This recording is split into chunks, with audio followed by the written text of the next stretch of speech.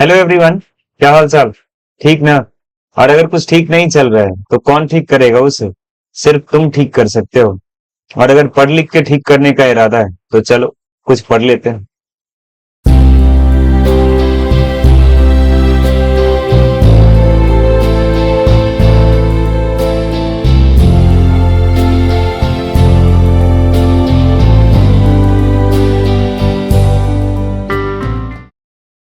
तो इस वीडियो में हम रूट टू को नंबर लाइन पे कैसे दिखाते हैं ये मैं आपको बताऊंगा, लेकिन सबसे पहले नंबर लाइन होता क्या है ये देख लेते हैं। जैसे ये एक लाइन है, देखो। और लाइन पे बीच में हम क्या करते हैं, जीरो लिख देते हैं, इस तरफ वन लिखते हैं, इस तरफ टू लिखते हैं, इस तरफ थ्री लिखते हैं, और इधर माइनस वन माइनस टू सब लिख देते हैं। ठीक है ना?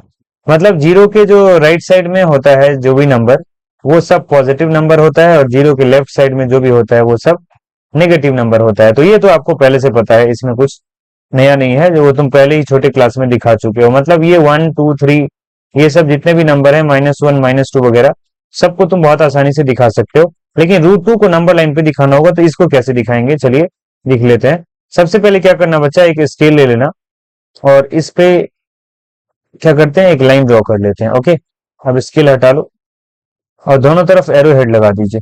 ठीक है?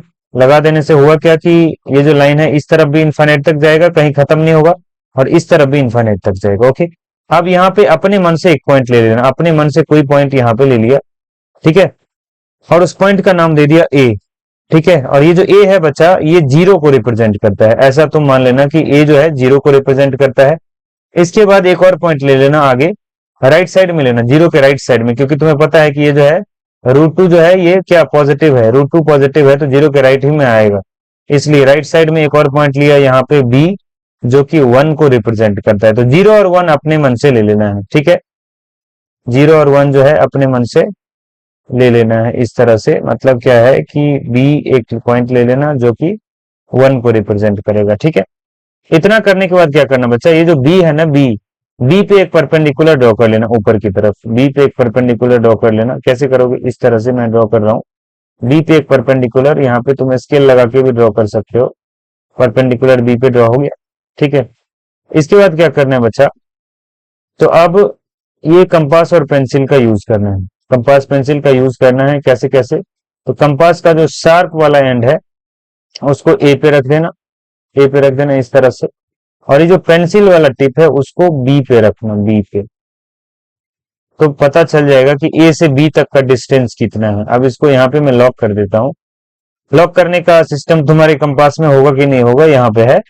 अब ए से बी के बीच का जो गैप है ये मेजर हो गया इससे, मतलब इसको ए से बी तक नाप लिए कितना है।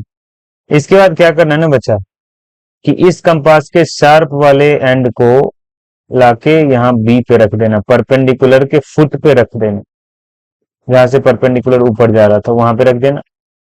और फिर क्या करना, यहाँ पे एक आर्क ड्रॉ करना होगा इस तरह से, इस तरह से एक आर्क ड्रॉ करना होगा इस तरह से, जो इस परपेंडिकुलर को काट देगा। यहाँ पे देख रहे हो, ऐसे ऐसे काट देगा। ठीक है? अभी काट क्यों नहीं रहा भाई?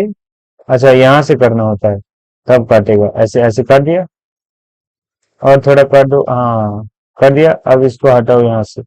अब एक नया वाला पॉइंट मिल गया, वहां ऊपर में देख लो जहां पे कटा है ये परपेंडिकुलर और आर्क, वहां पे एक पॉइंट बन गया। ठीक, उस पॉइंट का अब हम कुछ नाम दे देते हैं। यहाँ पर जैसे देखो ए बी हो गया है, इस पॉइंट का नाम मैं सी दे देता हूँ। अब क्या करने बेटा, अब ए से लेके सी तक के डिस्टेंस को मिला देना एक लाइन से। कैसे मिलाएंगे, तो ऐसे एक लाइन बना देना ए से सीधा सीधा सी। यहाँ पे सीधा हम तो ऐसे ही बना रहे हैं, लेकिन तुम स्केल रख के बनाओगे तब होगा। ए से सी को मिला देना, एक लाइन बन गया इस तरह से। ठीक है? अब क्या करना है बच्चा, एक बार फिर कंपास पेंसिल का यूज करना है, और कंपास का जो ये शार्प वाला एंड है वो ए पे रखना है, ए पे। और जो ये पेंसिल है उसको ले जाना है सी पे, ले जाना है। तो सी पे तो अभी जा नहीं रहा है, इसको अभी लॉक हटाना पड़ेगा, और इसको थोड़ा सा और बड़ा कर दो रेडियस को। तो ये सी पे जा चुका है, अब पेंसिल कहाँ जा चुका है, सी पे जा चुका है। ठीक है? और फिर ये फिर से लॉक कर देते हैं, क्योंकि अब ए से सी तक का डिस्टेंस मेजर हो गया है, और जितना ए से सी तक का डिस्टेंस है उतना ही बड़ा रेडियस लेके आर्क खींचेंगे। अब ऐसे आर्क कैसे खींचेंगे, कुछ इस तरह से जाएगा आर्क, जो है वो इस तरह से जाएगा, और यहाँ पे ड्रॉ होगा। अभी ड्रॉ नहीं हो रहा है, क्यों? पूरा ड्रॉ करने की जरूरत नहीं है, बस ऐसा ड्रॉ करो कि नीचे जो हमारा नंबर लाइन है ना उसको काट दे बस। वो काट दिया यहाँ पे। अब चलो काटने के बाद यहाँ पे हटा लो इसको। और फिर क्या करना बचा, तो यहाँ पे फिर से जो पॉइंट बना एक, उस पॉइंट का कुछ नाम दे देना, जैसे ए बी सी तो हो गया है, डी डाल देना, ठीक है। अब ये वाला जो पॉइंट है ना बच्चा, यही जो है ये रूट 2 को दिखाएगा। मतलब यहाँ पे जो पॉइंट है ना, पॉइंट, ये पॉइंट रूट 2 को बता रहा है, ठीक है।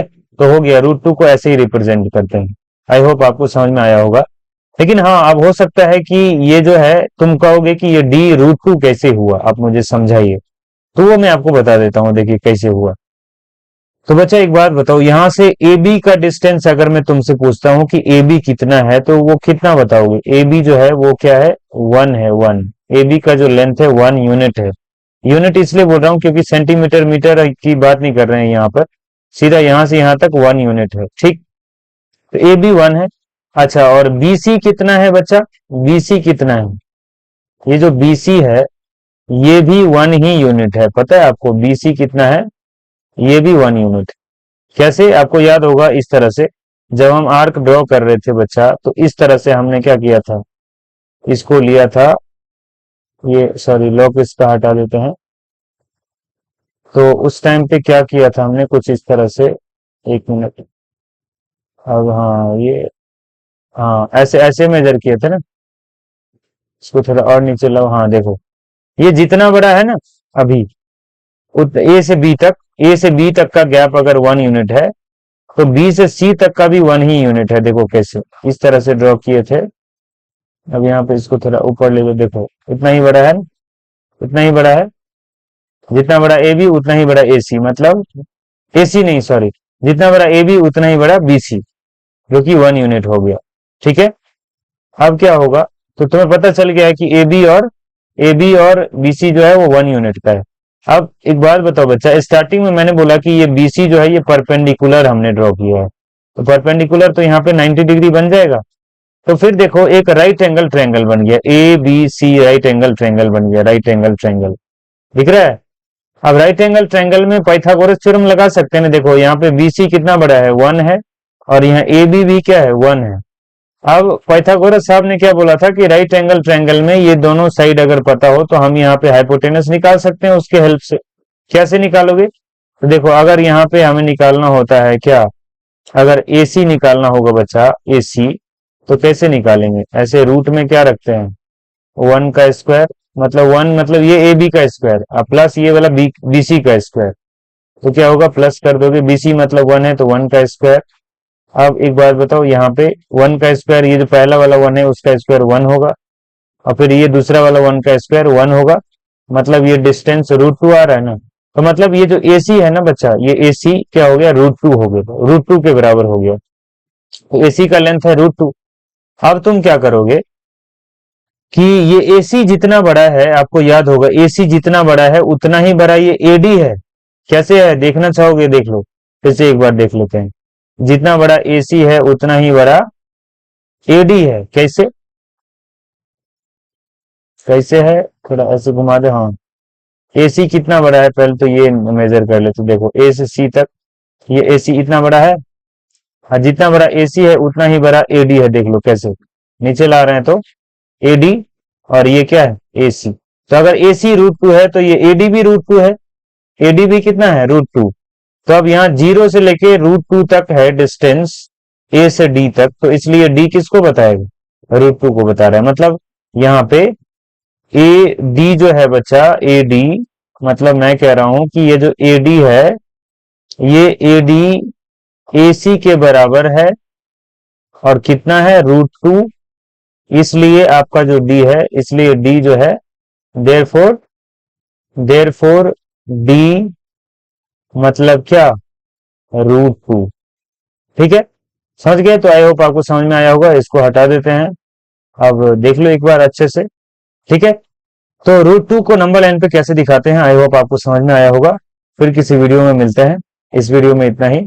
Thank you for watching.